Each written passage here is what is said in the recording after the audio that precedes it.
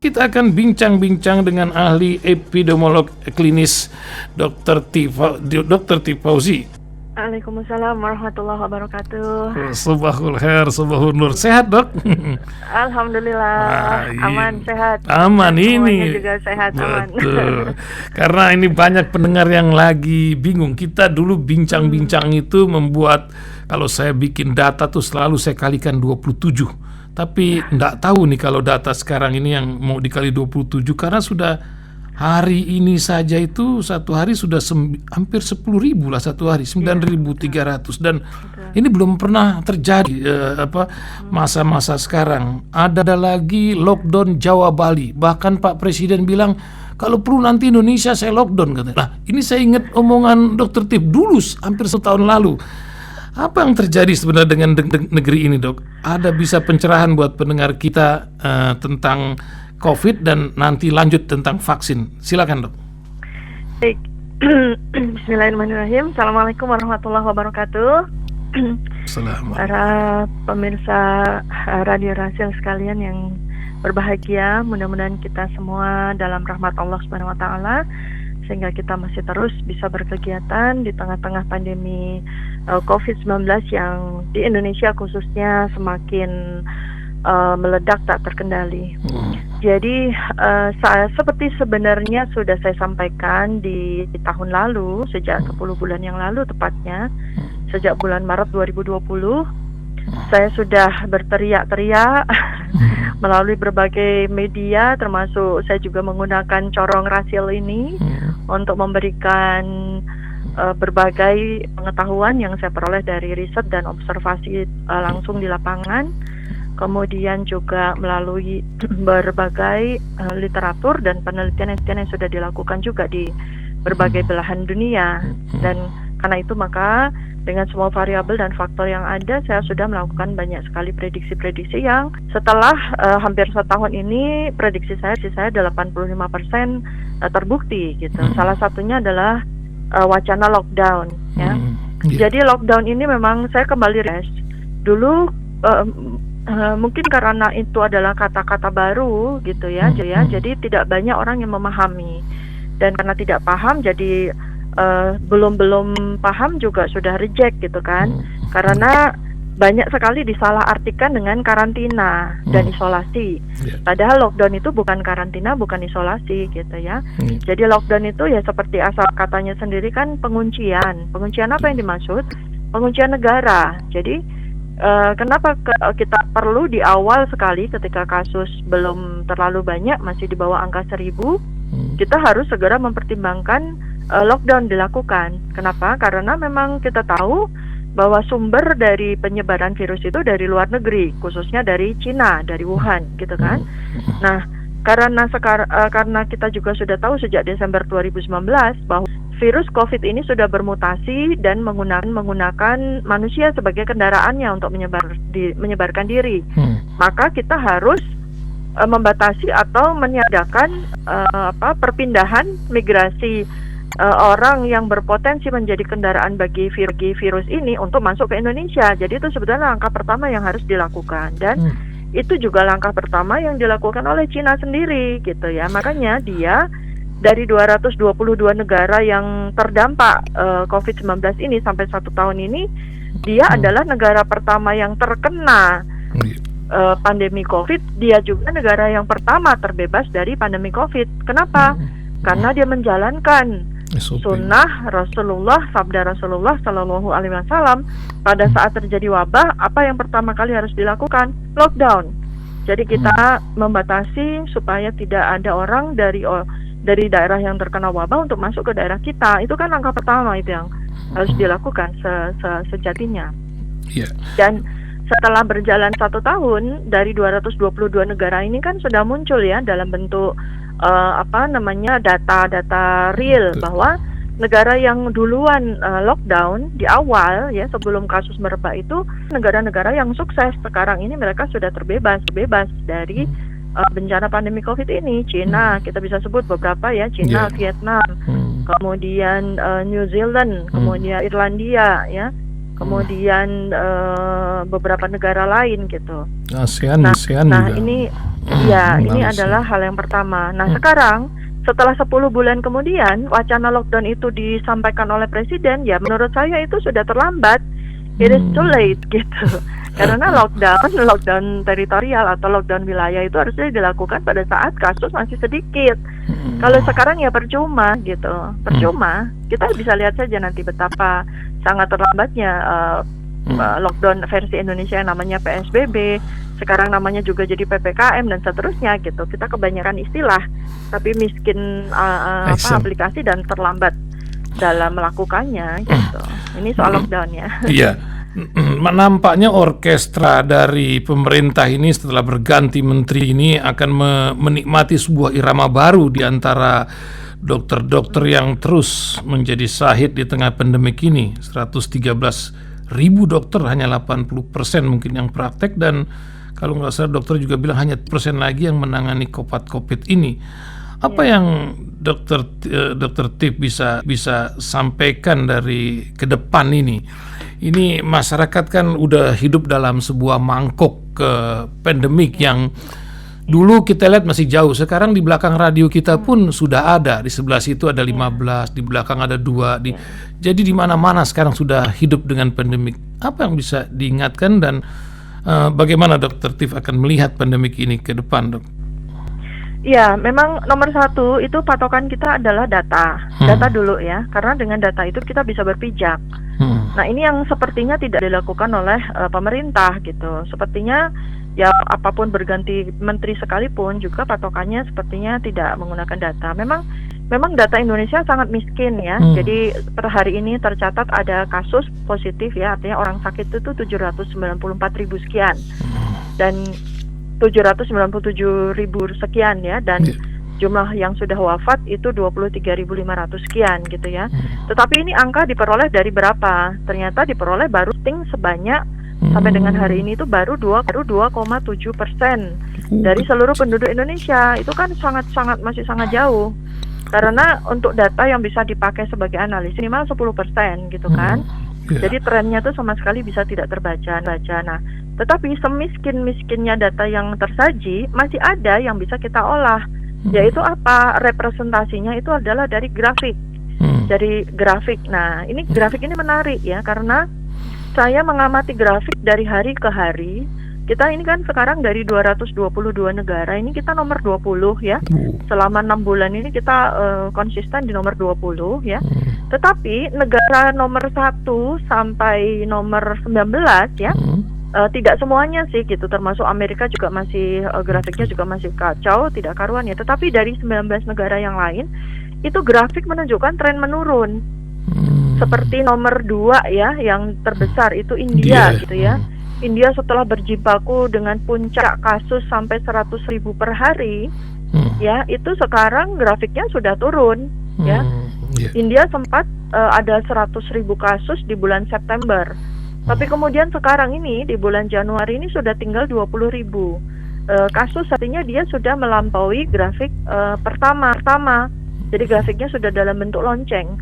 Kalau secara psikologis maka kita bisa melihat bahwa beberapa bulan ke depan ini India akan katakanlah relatively mengendalikan COVID-nya gitu. Nah, sementara kalau kita compare dengan grafik Indonesia, wah grafik Indonesia ini betul-betul nggak bisa dibaca kapan akan bisa diprediksikan puncaknya gitu. Ya, pertama karena memang testingnya sangat miskin ya, kemudian yang kedua ya banyak sekali faktor pengganggu gitu ya di antara bulan demi bulan ini gitu ya. Jadi PSBB yang dilakukan secara setengah hati, kemudian juga kebijakan yang tidak konsisten gitu ya, kemudian juga penanganan peraturan yang tidak konsisten juga, kemudian masih lemahnya kesadaran untuk melakukan 3M ya, kemudian juga kebijakan yang selalu dianulir gitu ya. Itu sangat mengganggu grafik ini, sehingga grafik ini menjadi tidak jelas lagi nih kapan akan menunjukkan titik puncak peningkatannya gitu. Awal dari pandemik, Dok, kita lihat memang pemerintah ini nampaknya terlalu ada, seperti ada dewan, kalau di agama itu ada dewan syariah lah buat mengeluarkan data. Karena kan Desember waktu itu ada pilkada. Tapi setelah pilkada memang agak kenceng ini tekanannya, apalagi ditambah embel-embel FPI dan kerumunan. Ini kan sudah berkorelasi. Ada hikmahnya juga. Dan sekarang ini pemerintah malah menggaungkan kalau perlu PCR kita gratiskan gitu. Tapi ini kan sudah orang bilang nasi sudah jadi bubur. Ini harus dinikmati masyarakat COVID ini dan kuburan yang makin penuh hari-hari ini. Gimana dok? Keadaan yang akan terjadi dan epidemiolog melihatnya bagaimana dari segi epidemiolog klinis gitu dok ini? Ya, saya gini, jadi saya melihat lalu mencoba untuk mencari sudut pandang yang lain dari epidemiolog yang lain ya. Karena itu maka saya memang menggunakan pisau analisis untuk prediktif ya. Kalau teman-teman kan rata-rata ya banyak dari epidemiolog yang lain. Biar kita saling melengkapi gitu ya. Betul. Jadi saya selalu membuat 3 atau 4 atau 5 step ahead gitu. Seperti misalnya pada bulan Mei saya sudah sampaikan tolong bikin kuburan massal ya. Ternyata kan terbukti ya bahwa Pulau Rangon dari Jakarta Timur sudah melampaui Bekasi pun sudah tidak mampu lagi tidak mampu lagi dan harus ditambah dengan Tegal Alur, dan itu terjadi di 34 provinsi loh gitu ya. Itu satu lah. Sekarang dengan keadaan yang seperti ini dan sepertinya juga pemangku kebijakan ini kan sampai dengan bulan ke-11 ini kan juga tidak punya formula apapun gitu ya. Langkah yang drastis dilakukan pemerintah dengan mengganti menteri ya, tapi ini kita juga harus lihat juga, tidak usah harus terlalu berharap atau juga justru terlalu skeptis dengan Menteri Kesehatan yang baru gitu. Karena apa? Ini adalah saatnya untuk rakyat Indonesia bela negara. Jadi it is our turn now. Ini adalah saatnya rakyat, karena kita sudah berhadapan muka dengan virus ini, musuh kita ini sudah 1 lawan 1 di hadapan kita, masuk ke dalam rumah kita juga. Makanya saya sekarang ini dengan Ahlina Institute dan ada satu gerakan kita yang namanya Relawan Pejuang Lawan COVID ya, yang sudah diikuti oleh 530 komunitas di seluruh Indonesia. Ini kita sudah berjuang bahu-membahu untuk bela negara ini gitu ya. Artinya bela negara itu kita sedang berperang melawan COVID gitu.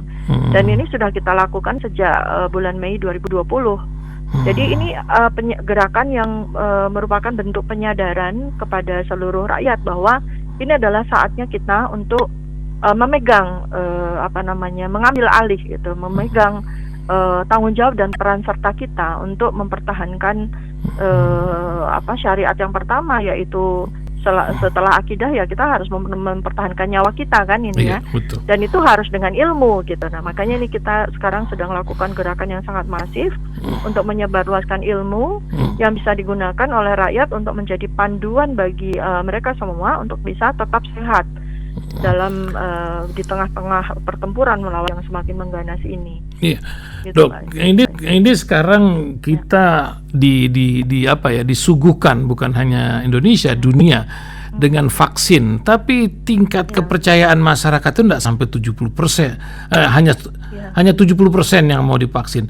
Di 3 juta yang diedarkan sekarang ini, BPOM pun belum ketok palu, apalagi MUI katanya ya sebentar lagi nih, tengah bulan. Apa yang dokter lihat dari vaksin? Apakah ini dengan datangnya vaksin maka kita akan terbebas dari pandemik ini, atau bagaimana dok? Jalan keluar bagi keluarga-keluarga yang sudah ada di teras rumahnya ini urusan COVID ini dok? Iya, begini, kita harus mendudukkan vaksinasi itu secara proper ya, pada tempatnya ya. Dari mana kita bisa tahu? Ya dari sejarah vaksin itu sendiri ya. Jadi vaksin itu kan adalah salah satu cara untuk mencegah dan mengeradikasi. Mencegah dan mengeradikasi artinya memunahkan satu kuman yang dianggap sebagai kuman ya.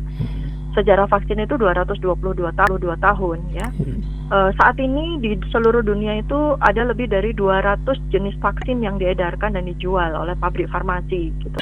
Nah, dari 200 jenis vaksin itu berapa banyak sih yang mampu atau sudah bisa dinyatakan secara ilmiah terbukti gitu ya, mampu melakukan eradikasi terhadap kuman patogen ya, itu bisa dihitung jari gitu.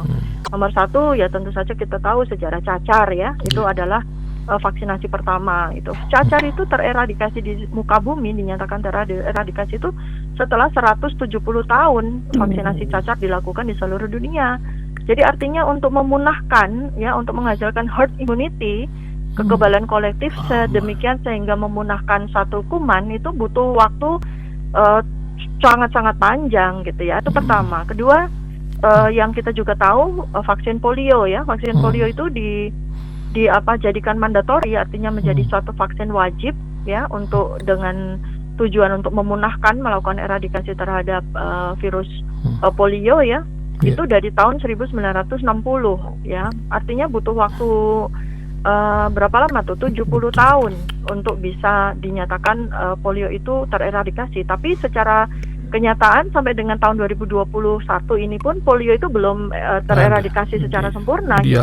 Masalahnya cuma tidak di blow up aja ya. Artinya kalau kita mengandalkan vaksinasi dengan maksud untuk memunahkan virus COVID yang eksistensinya ya itu sebagai makhluk gitu ya, itu belum terlalu banyak dipahami oleh siapapun juga ilmuwan ya. Kita sedang meraba-raba dia selama 1 tahun ini, semua ilmuwan.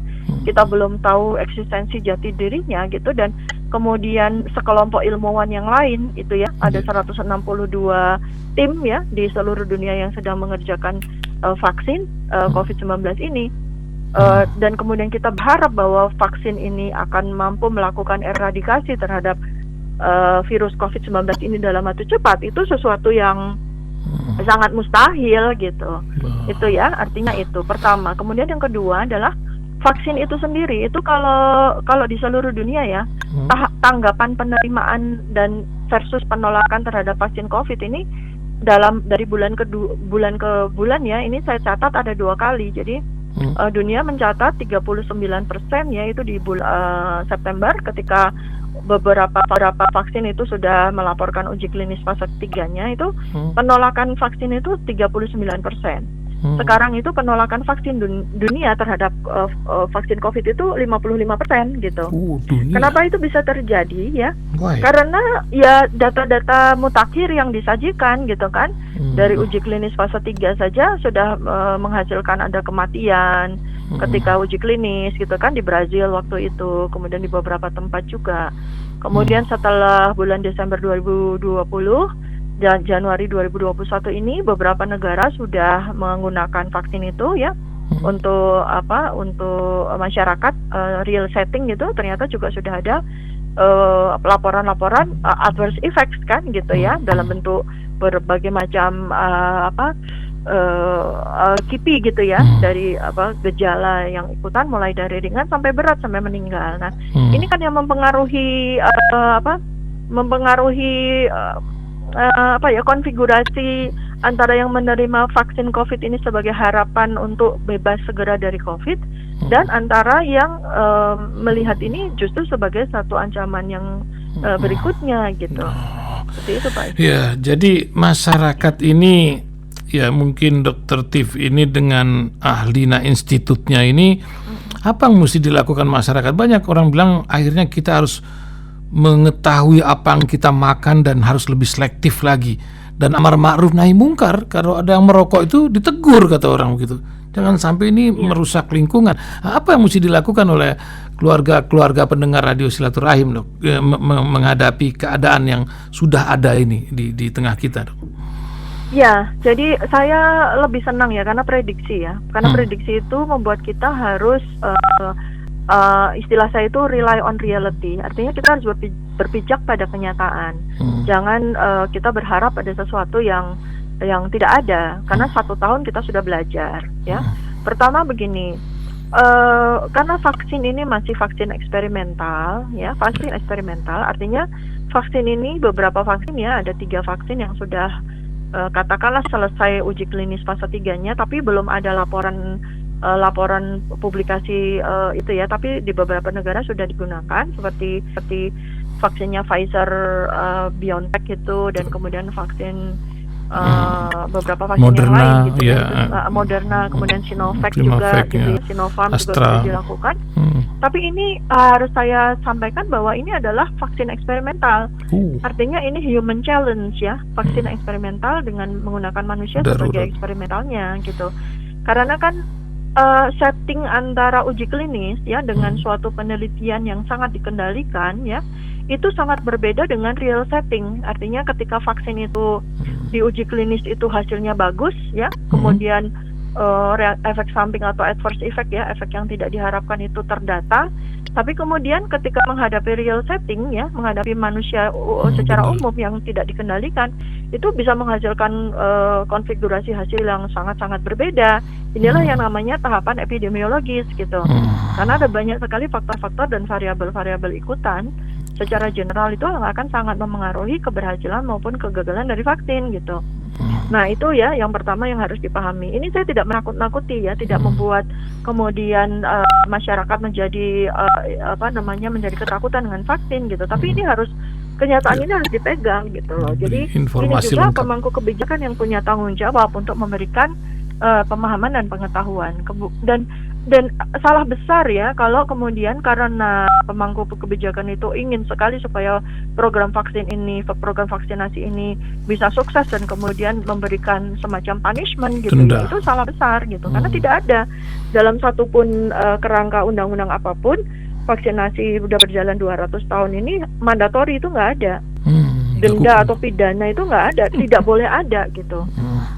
Negara yang memproduksi saja ya seperti Jerman, Amerika, Australia, UK itu ya tidak ada, mereka semua voluntary karena memang seperti itulah undang-undang kesehatannya. Vaksin itu voluntary.